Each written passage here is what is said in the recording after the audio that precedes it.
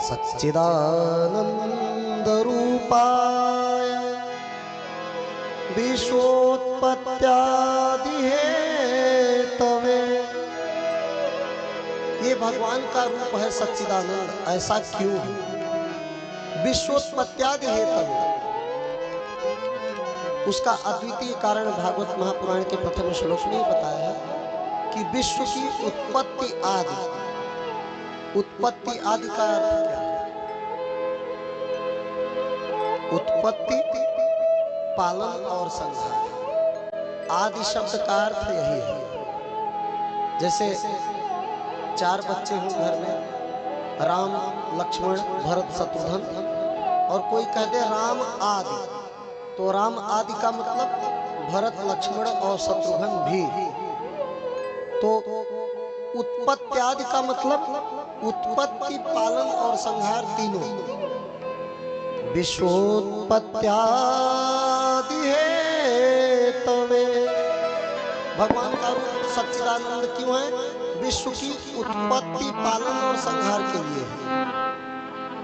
अब आप योग बैठाएं, योग ये बैठाएं कि सच्चित आनंद 3 तत्व हैं और उत्पत्ति, पालन, संहार यहाँ भी 3 है। लेकिन किससे क्या है इसका ज्ञान होना जरूरी है। यहाँ क्रम में उत्पत्ति है और पालन है और संहार है, और यहाँ क्रम से क्या है? सच्चित और आनंद है। लेकिन ध्यान रहे, जब हम इसका योग करते हैं, जब हम इसका योग करेंगे तो यहाँ उत्पत्ति है और यहाँ क्या है? सत्य है। विपरीत है। सत्य से उत्पत्ति हो ही नहीं सकती। उत्पत्ति होगा आनंद से। यहाँ योग सच्चित आनंद है। यहाँ जो तीसरे नंबर पर है वो प्रथम तत्व का कारक है। जो आनंद है वो उत्पत्ति का कारक है, और जो सत्य है वो संहार का कारक है। मध्य वाले का योग विपरीत नहीं होता। साधारण भाषा में समझें तो सृष्टि की उत्पत्ति किससे होती है? आनंद से। और भगवान के रूपों में आनंद तीसरे नंबर पर है। सच्चित आनंद में आनंद तीसरे स्थान पर आता है, और यहाँ विश्वोत्पत्त्यादि, उत्पत्ति, पालन और संहार, यहाँ संहार तीसरे स्थान पर है। लेकिन होना तो आनंद और संहार एक दूसरे के आमने सामने चाहिए, लेकिन नहीं। आनंद उत्पत्ति के स्थान पर है, विपरीत है। इस संसार की उत्पत्ति आनंद से हुई, चाहे मनुष्य हो, चाहे वृक्ष लताएं हो, चाहे जलीय जीव हो। संसार की जो भी उत्पत्ति हुई है आनंद से हुई है। सृष्टि की उत्पत्ति आनंद से होती है, और सृष्टि का पालन ज्ञान से होता है। कोई भी सृष्टि, छोटा सा बालक है, नवजात शिशु पैदा होते हैं तो जब रोते हैं तो माँ का दूध पिलाया जाता है। पानी तो नहीं पिलाया जाता ना, मदिरा तो नहीं पिलाया जाता, उनको दूध माँ का पिलाया जाता है। क्यों? क्योंकि ये ज्ञान की बात है कि अगर पानी पिलाएंगे या और कुछ पिलाएंगे तो नुकसान करेगा। सृष्टि का पालन ज्ञान से होता है। गेहूं की खेती किए हैं, उसमें कितना यूरिया छींटना है ये ज्ञान की बात है, अज्ञानता का विषय नहीं है। पता चला बहुत ज्यादा डाई पोटास छींट दिया और सब पीला होकर सूख जाए। संपूर्ण सृष्टि की बात हम कर रहे हैं। संपूर्ण प्रकृति का पालन ज्ञान से होता है, उत्पत्ति आनंद से होता है। इधर जो आनंद है ना, सच्चित आनंद का ये आनंद, ये इधर वाले सत्य के सामने है, विपरीत होता है। ऐसे योग नहीं होता, ऐसे होता है। आनंद उत्पत्ति का कारक है, और मध्य तो मध्य के ही सामने रहेगा। पालन ज्ञान से होता है, और पूरी सृष्टि का जितनी भी सृष्टि है, सबकी जिनकी उत्पत्ति हुई है उनका संहार हुआ है, हुआ था और होगा। ये क्या है? ये सत्य है। सत्य संहार का कारण है। सत्य का जो तत्व है वो संहार के समक्ष प्रस्तुत होता है। ऐसा तो कोई है नहीं संसार में जो अमर हो, चाहे वृक्ष लता हो, बिल्डिंग हो, भवन हो, गाड़ी मोटर, सब मिट्टी मिलेंगे। ये सत्य है। सच्चिदानंद रूपाय विश्वोत्पत्त्यादि हेतवे तापत्रय विनाशाय श्री कृष्णाय वयं नुमः। दैविक और भौतिक तापों का नाश करता है। दैहिक ताप का नाश करता है जब संहार होता है सृष्टि का। भौतिक तापों का नाश होता है जब हमें ज्ञान की प्राप्ति होती है।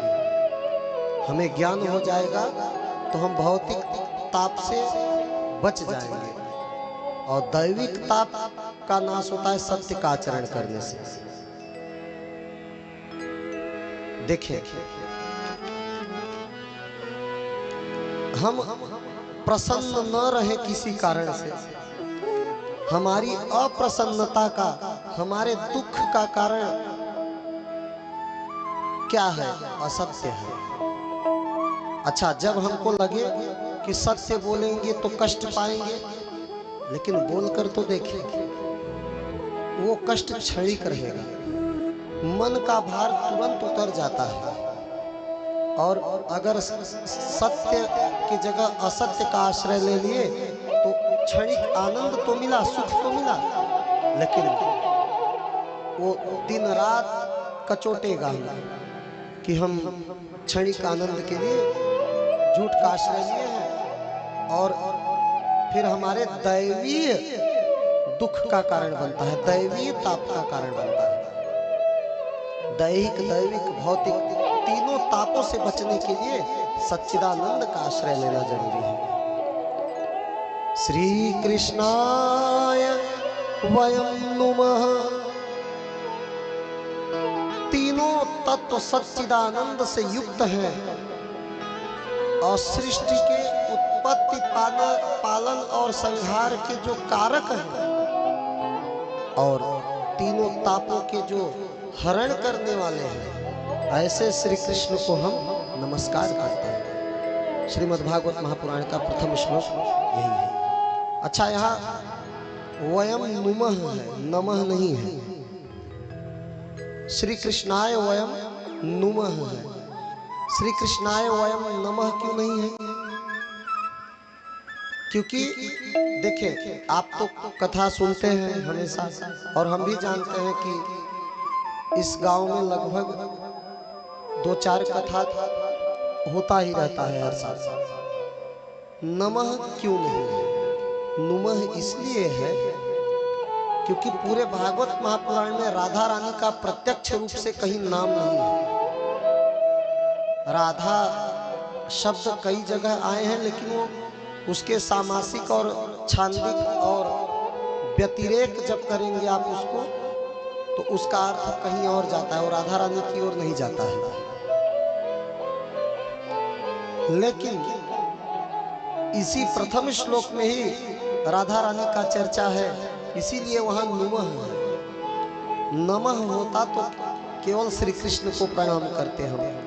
श्री कृष्णाय देखने के लिए तो श्री कृष्ण को हम प्रणाम कर रहे हैं, लेकिन कृष्णाय शब्द जो है वो नमः, और उसके लिए तो चतुर्थी विभक्ति होता ही है। लेकिन एक कारण और भी है। कृष्णाय मतलब कृष्ण के लिए, केवल कृष्ण के लिए हम नमस्कार करते हैं, ऐसा हो सकता था।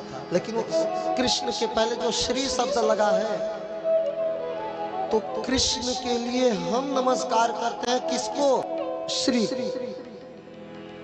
तो वहां एक तो नमस्कार करने वाले भक्त वृंद हो गए, दूसरे कृष्ण हो गए, और तीसरे कौन है? वो श्री भगवान कृष्ण की आह्लादिनी शक्ति राधा रानी।